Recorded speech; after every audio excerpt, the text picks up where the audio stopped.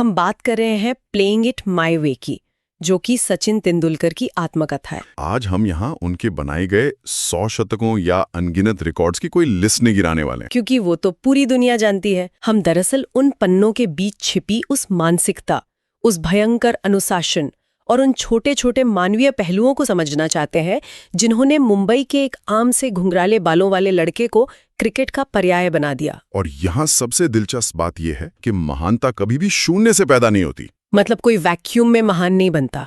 Exactly. ये कहानी सिर्फ एक असाधारण टैलेंट की नहीं है, ये दरअसल इस बात का एक मास्टर क्लास है कि कैसे सही समय पर सही मार्गदर्शन और घर की एक बहुत ही मजबूत नींव किसी इंसान को आसमान छूने के बाद भी जमीन पर टिकाए रख सकती है। क्योंकि टैलेंट तो बहुतों के पास होता है, लेकिन उस टैलेंट को संभालने के लिए जो इकोसिस्टम चाहिए होता है वो यहाँ बहुत ही कमाल का था। और वो जो इकोसिस्टम या जो मजबूत जमीन थी ना, वो उनके बचपन में तैयार हो रही थी। मतलब किताब के शुरुआती हिस्से में जो उनके बचपन के किस्से हैं वो सच में किसी को भी हैरान कर देंगे। वो बहुत ज्यादा शरारती थे।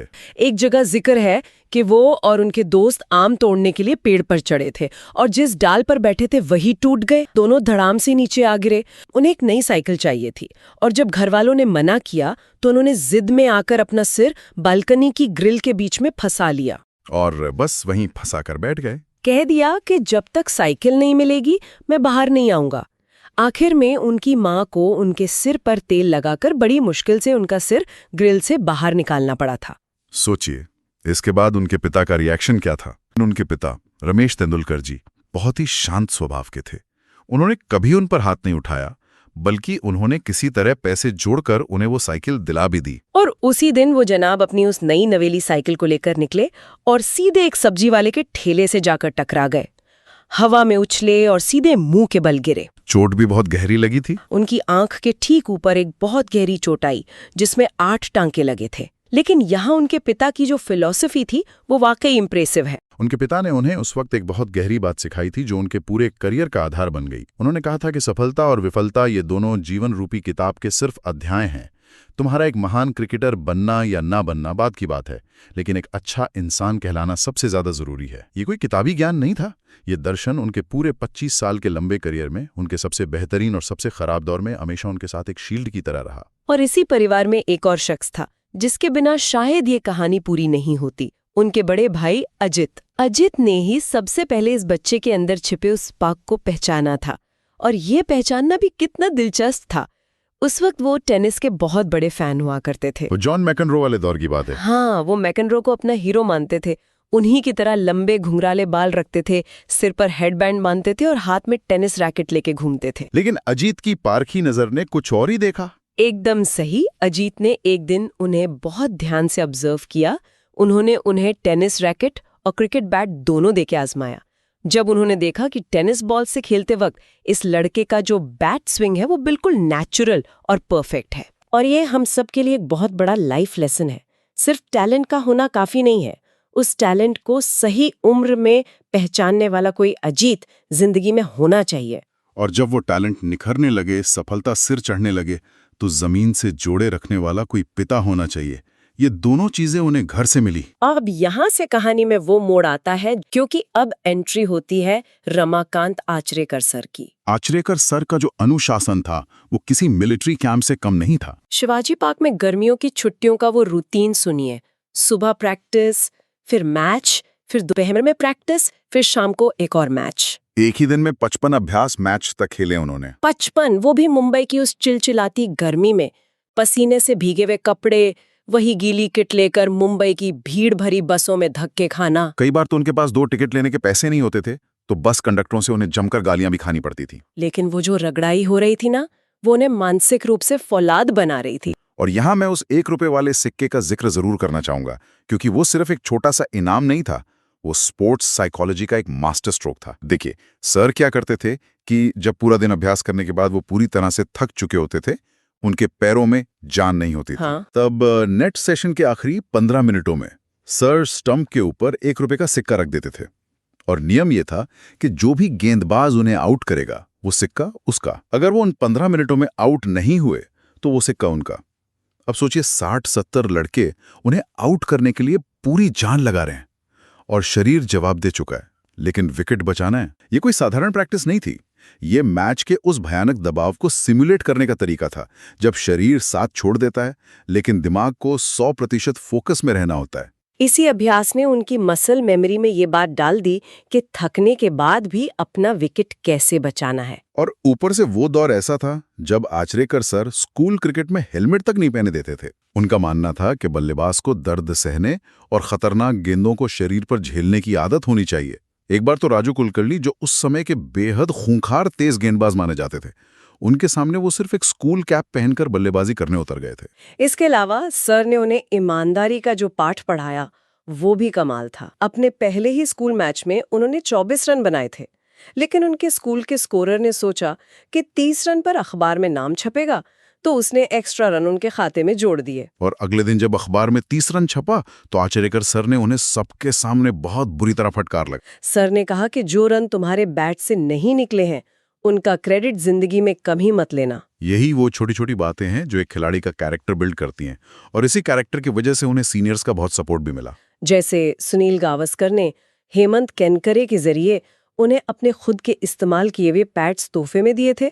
ये मोमेंट्स बताते हैं कि पूरा क्रिकेटिंग सिस्टम इस लड़के पर दाव लगा रहा था। और फिर तो विनोद कामली के साथ हैरिस शील्ड में वो 664 रनों की वर्ल्ड रिकॉर्ड पार्टनरशिप हुई। वो मैच तो अपने आप में एक कॉमेडी और ड्रामे से भरपूर था। हाँ, दोनों लड़के गेंदबाजों की इतनी बुरी तरह धुलाई कर रहे थे कि बीच मैच में कामली बाउंड्री लाइन के पास जाकर पतंग उड़ाने लगे थे, और आचरेकर सर बाउंड्री के बाहर से चिल्ला रहे थे कि पारी घोषित करो, डिक्लेयर करो। लेकिन इन दोनों को बैटिंग करने में इतना मजा आ रहा था कि इन्होंने सर के इशारों को पूरी तरह अनसुना कर दिया। जहां सिर्फ 16 साल की उम्र में उन्हें पाकिस्तान के खिलाफ इंटरनेशनल डेब्यू करने का मौका मिल गया। पर स्कूल और डोमेस्टिक क्रिकेट का शेर होना अलग बात है और इंटरनेशनल लेवल के दबाव को झेलना बिल्कुल अलग।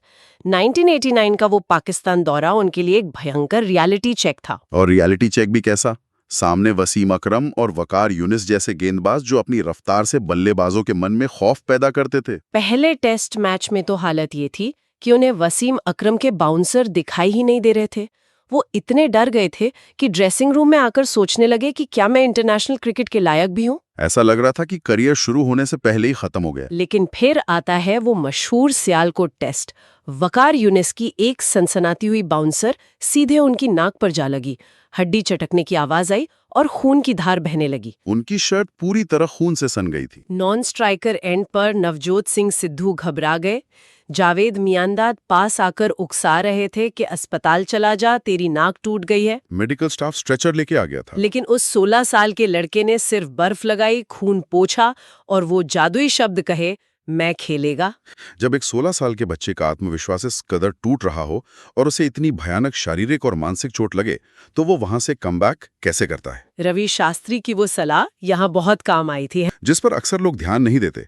पहले मैच के बाद रवि शास्त्री ने उनसे कहा था कि तुम जाकर सीधा बॉल को हिट करने की कोशिश कर रहे हो। इंटरनेशनल क्रिकेट ऐसे नहीं चलता। उन्होंने कहा कि शुरुआती 15 मिनट क्रीज पर बिताओ, खुद को समय दो, गेंदबाजों की स्पीड को रीड करो, फिर चीजें अपने आप आसान हो जाएंगी। और उन्होंने ये बात गांठ बांध ली। सियालकोट में उनका वो क्रीज पर डटे रहना, खून बहने के बावजूद हार न मानना, इसने सिर्फ उनका ही नहीं बल्कि उस समय की पूरी भारतीय टीम का माइंडसेट बदल कर रख दिया था। और फिर उसी दौरे पर पेशावर का वो एग्जीबिशन मैच हुआ जिसने रातों रात पूरे भारत में तहलका मचा दिया। वहां अब्दुल कादिर जैसे दिग्गज लेग स्पिनर ने इस युवा खिलाड़ी को एक खुला चैलेंज दे दिया था। कादिर ने कहा था कि बच्चों को क्यों मार रहे हो, दम है तो मुझे मार के दिखाओ। और भाई साहब, उन्होंने उस चैलेंज को ऐसे स्वीकार किया कि कादिर के एक ही ओवर में 4 लंबे छक्के जड़ गए, वो भी पेशावर के क्राउड के सामने। उस एक पारी ने पूरी दुनिया को बता दिया कि ये लड़का कोई तुक्का नहीं है, ये लंबी रेस का घोड़ा है। लेकिन पाकिस्तान की पिचें फिर भी भारतीय पिचों से थोड़ी बहुत मिलती जुलती थीं। असली चुनौती तब आती है जब कोई विदेशी दौरों पर जाता है, जहां की कंडीशन बिल्कुल अलग होती हैं। महान खिलाड़ी वही होता है जो अलग अलग पिचों और कंडीशन के हिसाब से अपनी तकनीक में बदलाव कर सके। लेकिन उसी साल इंग्लैंड के ओल्ड ट्रैफर्ड मैदान पर उन्होंने अपना वो बहुप्रतीक्षित पहला टेस्ट शतक जड़ा और एक हारा हुआ मैच बचा लिया। उसी मैच में उन्होंने बाउंड्री पर एलन लैम का जो डाइव लगाकर कैच लपका था, वो आज भी क्रिकेट के सबसे आइकॉनिक कैचेस में गिना जाता है। अगर हम उनकी टेक्निकल एडजस्टमेंट्स की बात करें तो वो किसी साइंटिस्ट की तरह सोचते थे। उदाहरण के लिए जब वो 1992 में ऑस्ट्रेलिया गए तो पर्थ की पिच पर बहुत ज्यादा उछाल था। बाकी भारतीय बल्लेबाज वहां कट शॉट खेलने की कोशिश में आउट हो रहे थे। लेकिन उन्होंने अपनी तकनीक बदली। हाँ, उन्होंने तुरंत समझ लिया कि यहाँ कट नहीं बल्कि बैकफुट पंच खेलना ज्यादा सुरक्षित और असरदार है। और इससे भी बड़ा मास्टर स्ट्रोक उन्होंने दक्षिण अफ्रीका में खेला था। देखिए, एलन डोनाल्ड उस समय दुनिया के सबसे खतरनाक तेज गेंदबाज थे। वो लगातार उनके सीने को निशाना बनाकर बाउंसर डाल रहे थे। और एक कम हाइट वाले बल्लेबाज के लिए ऐसी गेंदों को खेलना बहुत मुश्किल होता है। तो उन्होंने क्या किया कि क्रीज पर अपना स्टैंस यानी बैटिंग करते वक्त पैरों के बीच की जो दूरी होती है उसे 10 इंच से बढ़ाकर करीब 2.5 फीट कर लिया। 2.5 फीट? इससे क्या फायदा हुआ? फायदा ये हुआ कि इससे उनका सेंटर ऑफ ग्रेविटी नीचे आ गया और उनकी फिजिकल हाइट क्रीज पर और कम हो गई। अब जो गेंद पहले उनके सीने पर आ रही थी वो आराम से उनके कंधों के ऊपर से निकलने लगी। डोनाल्ड परेशान हो गए होंगे। पूरी तरह से। उन्हें समझ ही नहीं आ रहा था कि हो क्या रहा है। मजबूरन डोनाल्ड को अपने पूरी लेंथ बदलनी पड़ी और फिर उन्होंने फ्रंट फुट पर आकर खूब रन मारे। ये वो जीनियस है जो उन्हें बाकी दुनिया से अलग करता है। और जब हम विदेशी दौरों की बात कर रहे हैं तो यॉर्कशायर का जिक्र करना बहुत जरूरी है। वो यॉर्कशायर के इतिहास में पहले विदेशी खिलाड़ी बने थे। लेकिन क्रिकेट से अलग वहां एक 19 साल के लड़के के रूप में उनकी जो पर्सनल लाइफ थी वो बहुत मजेदार थी। वहां उन्हें सब कुछ खुद करना पड़ता था। एक बार रात में अपनी कार खुद ड्राइव करते हुए वो रास्ता भटक गए, मीलों का सफर तय किया, रात भर सो नहीं पाए और अगली सुबह सीधे मैदान पर पहुंचकर थकान से नींद में झपकियां लेते हुए भी शतक ठोक दिया। और वो वॉशिंग मशीन वाला किस्सा भी तो है। उन्हें अंदाजा ही नहीं था कि मशीन में कितना डिटर्जेंट डालना है। उन्होंने आधे से ज्यादा पैकेट एक ही बार में डाल दिया और मशीन चला के बाहर चले गए। जब वापस आए तो देखा कि वॉशरूम के दरवाजे के नीचे से झाग ही झाग बाहर निकल रहा है। पूरा कमरा फोम से भर गया था। और पिज्जा हट में भी वो गजब का जुगाड़ लगाते थे। हाँ, वहां सलाद का जो बाउल मिलता था वो बहुत छोटा होता था। तो वो क्या करते थे कि बाउल के किनारों पर सलाद के पत्तों की एक ऊंची दीवार बना लेते थे ताकि बाउल गहरा हो जाए और उसमें एक ही बार में ज्यादा सलाद आ सके। ये सारे किस्से बताते हैं कि वो क्रिकेट के भगवान बनने से पहले एक आम टीनेजर थे जो दुनियादारी सीख रहे थे। लेकिन इन विदेशी दौरों, इस बढ़ते हुए स्टारडम और करोड़ों भारतीयों की उम्मीदों का जो मानसिक दबाव उन पर बढ़ रहा था, उसे संभालने के लिए उन्हें अपनी जिंदगी में एक एंकर की जरूरत थी। और यहीं से उनकी जिंदगी में अंजलि की एंट्री होती है, जो मेरे हिसाब से उनकी सफलता का सबसे बड़ा कारण बनी। 1990 में जब वो इंग्लैंड दौरे से वापस लौट रहे थे, तब मुंबई एयरपोर्ट पर अंजलि ने उन्हें पहली बार देखा। अंजलि अपने दोस्त के साथ थी और उन्हें देखते ही जोर से चिल्लाई कि ही इज सो क्यूट। सबसे मजेदार बात ये थी कि अंजलि को क्रिकेट के बारे में ABCD भी नहीं पता थी। उन्हें ये भी नहीं पता था कि ये क्यूट सा लड़का इंडिया का सबसे बड़ा सेंसेशन बन चुका है। दोनों का बैकग्राउंड बिल्कुल अलग था। अंजलि एक बहुत ही संपन्न परिवार से थी और एक बेहद होनहार मेडिकल स्टूडेंट थी, जबकि उनकी दुनिया सिर्फ 22 गज की पिच तक सीमित थी। लेकिन अंजलि ने जिस तरह से उनके करियर को अडेप्ट किया वो बहुत खास है। एक बार अंजलि पत्रकार बनकर उनके घर इंटरव्यू लेने पहुंच गईं ताकि परिवार वालों को कोई शक ना हो। वो इतने नर्वस थे कि उन्हें समझ नहीं आ रहा था कि अंजलि को क्या ऑफर करे। उनके पास खिलाने के लिए सिर्फ 2 चॉकलेट्स बचे थे, तो उन्होंने चुपचाप उन्हीं दोनों चॉकलेट्स को छोटे छोटे टुकड़ों में काटा और प्लेट में सजाकर ले आए। सोचिए, आज के जमाने में जहां पलक झपकते ही व्हाट्सएप मैसेज चले जाते हैं, उस दौर में बिना मोबाइल फोन के इन्होंने 5 साल तक अपना रिश्ता STD कॉल्स और चिट्ठियों के सहारे चलाया था। और वो इतने शर्मीले थे कि जब सगाई की बात आई तो अंजलि को ही आगे आकर परिवार से बात करनी पड़ी। लेकिन सबसे बड़ा सैक्रिफाइस अंजलि ने तब किया जब उन्होंने अपने इतने शानदार और सफल मेडिकल करियर को हमेशा के लिए छोड़ दिया। उन्होंने ये फैसला इसलिए लिया ताकि उन्हें घर या बच्चों की कोई चिंता न रहे और वो अपना 100% सिर्फ क्रिकेट को दे सकें। उस सपोर्ट का ही नतीजा था कि वो अपने खेल पर इतना फोकस कर पाए। वैसे एक मजेदार बात बताऊं, हनीमून से लौटने के बाद उनका वजन थोड़ा बढ़ गया था, तो उन्होंने खुद को एक ऐसी सख्त डाइट पर रखा जो किसी को भी डरा दे। 20 दिन तक वो सिर्फ बिना चीनी की ब्लैक टी, उबले हुए चने और संतरे या मौसमी का रस पीकर रहे। जब हम इस डाइट की बात करते हैं या उस 1 रुपए के सिक्के की बात करते हैं, तो ये चीजें हमें उनकी मेंटल टफनेस के बारे में बताती हैं। जो स्पष्ट सोच और अनुशासन वे अपनी निजी जिंदगी में दिखा रहे थे, वही अनुशासन उन्हें मैदान पर भयानक दबाव के बीच शांत रहने में मदद करता था। इसका सबसे बड़ा सबूत है 1993 के हीरो कप का सेमीफाइनल। ईडन गार्डन्स का खचाखच भरा मैदान और दक्षिण अफ्रीका को आखिरी ओवर में जीतने के लिए सिर्फ 6 रन चाहिए थे। कप्तान अजहरुद्दीन परेशान थे कि गेंद किसे दी जाए। कपिल देव ओवर खत्म कर चुके थे। कड़ाके की ठंड थी और उनके हाथ बिल्कुल ठंडे पड़ चुके थे, लेकिन उस 20 साल के लड़के ने खुद आगे आकर कप्तान से गेंद मांगी। और उन्होंने उस प्रेशर कुकर सिचुएशन में सिर्फ 3 रन दिए। वो ओवर सिर्फ अच्छी बॉलिंग का नहीं बल्कि गेम अवेयरनेस का बेहतरीन उदाहरण था। सामने ब्रायन मैकमिलन बल्लेबाजी कर रहे थे और उन्होंने मैकमिलन का माइंड रीड कर लिया था। उन्हें पता था कि मैकमिलन यॉर्कर की उम्मीद कर रहे हैं और उनका अंदरूनी किनारा लग सकता है। इसलिए उन्होंने विकेट कीपर विजय यादव को विकेट से थोड़ा पीछे खड़ा कर दिया और हुआ भी वही। गेंद का अंदरूनी किनारा लगा, लेकिन क्योंकि कीपर पीछे था गेंद बाउंड्री तक नहीं गई और भारत वो मैच जीत गया। ये वो स्पष्ट सोच है जो दबाव में बिखरने के बजाय निखरने की कला को दर्शाती है। यही सोच 1996 के विश्व कप में भी दिखी। उस वक्त हर खिलाड़ी अपने बैट पर किसी न किसी स्पॉन्सर का स्टिकर लगाकर भारी भरकम पैसे कमा रहा था। उन्हें भी एक बहुत बड़ी कंपनी ने स्टिकर लगाने के लिए ब्लैंक चेक ऑफर किया था, लेकिन उन्होंने वो ब्लैंक चेक ठुकरा दिया। उनका कारण बहुत सिंपल था। उन्हें लगा कि बैट पर कोई भी नई चीज या स्टिकर बल्लेबाजी करते वक्त उनका फोकस तोड़ सकता है। हालांकि वो हमेशा सही नहीं होते थे, गलतियां उनसे भी हुईं। उसी 1996 के विश्व कप सेमीफाइनल में जो श्रीलंका के खिलाफ ईडन गार्डन्स में हुआ था, उन्होंने पिच को पढ़ने में एक बहुत बड़ी गलती कर दी थी। हाँ, वो मैच तो भारतीय क्रिकेट फैंस के लिए किसी बुरे सपने जैसा है। पिच ऊपर से देखने में बहुत सख्त लग रही थी, तो उन्हें और टीम मैनेजमेंट को लगा कि बाद में बल्लेबाजी करना आसान होगा, इसलिए उन्होंने फील्डिंग सुन ली। लेकिन वो पिच नीचे से पूरी तरह भुरभुरी थी। जैसे जैसे मैच आगे बढ़ा, पिच टूटती गई और उस पर बल्लेबाजी करना असंभव हो गया।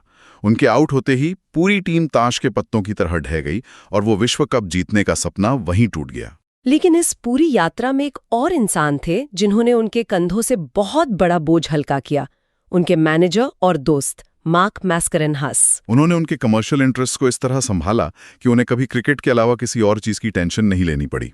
तो एक बात बिल्कुल शीशे की तरह साफ हो जाती है, सिर्फ हुनर किसी को एक अच्छा खिलाड़ी तो बना सकता है, लेकिन एक लेजेंड नहीं बना सकता।